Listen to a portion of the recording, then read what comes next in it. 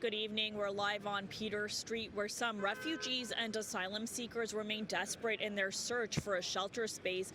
We spoke with some today who are still sleeping outside despite the city's efforts to find them rooms. Meanwhile, a church in North York is overwhelmed and at capacity, but more people are arriving for help every day.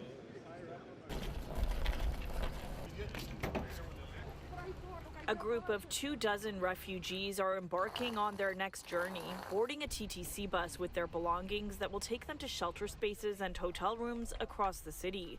But that's only a small fraction of the 200 people now sleeping at Revival Tabernacle Church in North York.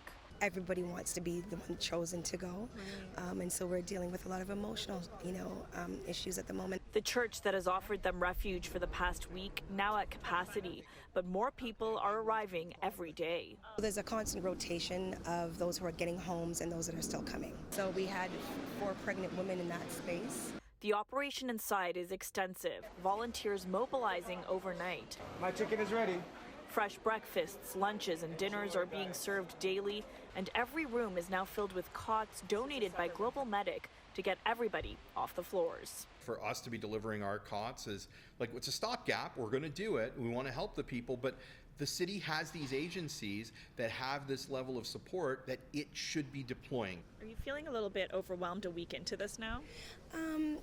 Overwhelmed in that I haven't slept, but also filled with hope. I'm hopeful that the city and the country will step up and do what they've promised these wonderful people. We don't need temporary solutions. We need permanent housing for these people. In their latest update, the city tells us 65 rooms have been secured to support 130 people, and they're working to increase capacity to bring the grand total to 250. On Peter Street, people remain hopeful for a spot. Where have you been sleeping? Well, the last 3 days we were here. Here, yeah. Today, I don't know where we are going. Sleeping on the street is very difficult. Yeah. Even last night, just to take shower and then toothbrush, something like that. Just we went some church member house.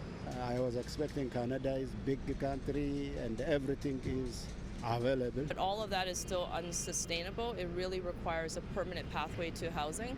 MPP Kristen Wong-Tam tells us they've seen a vast improvement in the city's response since the start of the week. The resources are coming in. The staff are now ready to receive food. There is much more communication and coordination, and that's very, very positive. Pastor Judith James also tells us she's disappointed elected officials like Toronto Mayor Olivia Chow haven't visited the church to see the operations firsthand. The city does tell us in a statement, though, that they are thankful to faith and community leaders who have set up temporary shelters in the city.